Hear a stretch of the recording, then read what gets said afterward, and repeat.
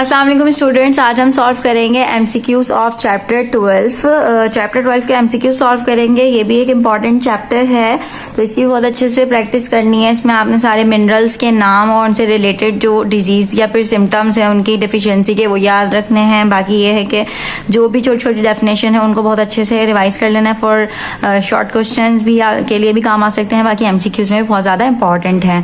ठीक है, तो पहला एमसीक्यू हमारे पास आ जाता है कि most of the mass of organic material of a plant come from. जो ऑर्गेनिक मटेरियल का जो होता है प्लांट का, उसमें ज्यादातर मास कहाँ से आ रहा होता है? तो आपने ये याद रखना है कि ज्यादातर मास आ रहा होता है हमारा कार्बन डाइऑक्साइड से। ठीक है, तो ऑर्गेनिक मटेरियल है तो कार्बन रिलेटेड कंपाउंड है कार्बन डाइऑक्साइड।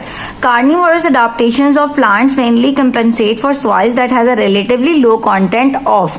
ठीक है, कार्निवोरस अडॉप्टेशंस यानी जो कार्निवोरस प्लांट्स होते हैं जो इंसेक्ट्स वगैरह को as a source of nutrition use करते हैं, तो वो किस एरिया में पाए जाते हैं जहां पे जो है किस चीज का कंटेंट सॉइल में कम होता है। तो आपने याद रखना है जिसमें नाइट्रोजन कंटेंट कम होता है ना, वहां पे हमारे कार्निवोरस प्लांट्स पाए जाते हैं। Which of the following nutrient is incorrectly paired with its function in cell wall.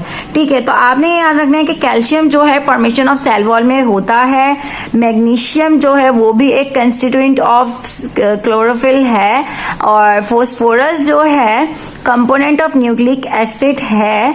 जबकि आयरन जो है वो फॉर्मेशन में यूज होता है but it does not the component of chlorophyll. So correct answer यानी कि in appropriate match is iron with component of chlorophyll. And autotrophic nutrition in which energy is produced by the oxidation of inorganic substances. एक ऐसा autotrophic reaction जिसमें energy produce हो रही है bye oxidation हो रही है किस चीज की? इनऑर्गेनिक सब्सटेंसेस की ऑक्सीडेशन हो रही है। तो उस रिएक्शन के जरिए जो मतलब न्यूट्रिशन बन रही है तो उसको हम क्या कहेंगे? कीमोट्रॉपिक। ठीक है, तो कीमोट्रॉपिक न्यूट्रिशन आपने लगाना है कीमोस्मोसिस या कीमोसिंथेसिस, मतलब जस्ट कीम देख के नहीं लगा देना है, पूरा ठीक से पढ़ना है। ठीक है, ऑप्शंस को आप भले आपको अगर पहला ऑप्शन भी ठीक लग रहा है कि भाई यही आंसर है, लेकिन आपने फिर भी चारों ऑप्शंस अच्छे से पढ़ने हैं। मे बी कि आगे वाले ऑप्शन में ज्यादा अप्रोप्रिएट आंसर दिया हुआ हो।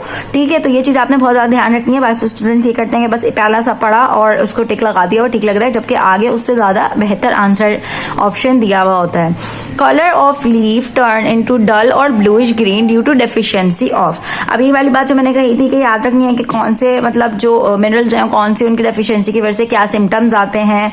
ठीक है, तो इसमें यहाँ पे बात की गई है कि डल या ब्लूइश ग्रीन किस न्यूट्रिएंट की वजह से आते हैं। तो ये आपने याद रखना है ये होते हैं पोटेशियम की वजह से, और ये मौजूद है आपके पेज नंबर 279 पे। In which of the organism digestion is intracellular.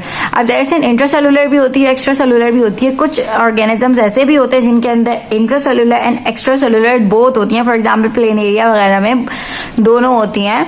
तो अमीबा जो होता है उसके अंदर प्योरली इंट्रासेलुलर डाइजेशन हो रही होती है। आपके 288 पे लिखा हुआ है। डाइजेशन जो है किसके जरिए होती है? तो आपने याद रखना है कि डाइजेशन जो होती है वो किसकी वजह से होती है? एंजाइम्स की वजह से होती है। अब पूछा जा रहा है कि बाइल जो है वो अपने अंदर क्या क्या रखता है। तो बाइल आपको याद होना चाहिए कि बाइल जो है अपने अंदर बाइल सॉल्ट्स भी रखता है, बाइल पिगमेंट्स भी रखता है, बट वो अपने अंदर कोई भी एंजाइम्स नहीं रखता है। तो करेक्ट आंसर हमारा क्या होगा? None of them. यानी क्योंकि ये तीनों एंजाइम दिए हुए तो इसलिए नन ऑफ देम होगा। बाइल अपने अंदर कोई भी एंजाइम नहीं रखता है। उसके बाद हमारे पास आ जाता है कि most of the absorption of food takes place in. ज्यादातर जो अब्जॉर्प्शन हो रही होती है फूड की वो कहाँ पे हो रही होती है? कि वो हो रही होती है हमारे स्टमक में या स्मॉल इंटेस्टाइन में या लार्ज इंटेस्टाइन में या फिर सीकम में। तो आपने याद रखना है कि जो मोस्ट अब्जॉर्प्शन होती है ना वो कहाँ होती है? स्मॉल इंटेस्टाइन में। अब लार्जेस्ट ग्लैंड जो है बॉडी का वो क्या है? हमारा लिवर। और जो लार्जेस्ट ऑर्गन है वो क्या है? वो भी क्या है? वो भी लिवर है। ठीक है, ये आपने अच्छे से याद रखना है कि largest gland and largest organ दोनों हमारे क्या हैं? लिवर हैं। ये बहुत अच्छे से याद रखना है। लिवर ग्लैंड भी है और लिवर ऑर्गन भी है। ठीक है, तो यहाँ पे जो चैप्टर 12 के एमसीक्यूज कंप्लीट हो जाते हैं। अगर आपको उसमें कोई भी कंफ्यूजन हो तो आप पूछ सकते हैं। Thank you.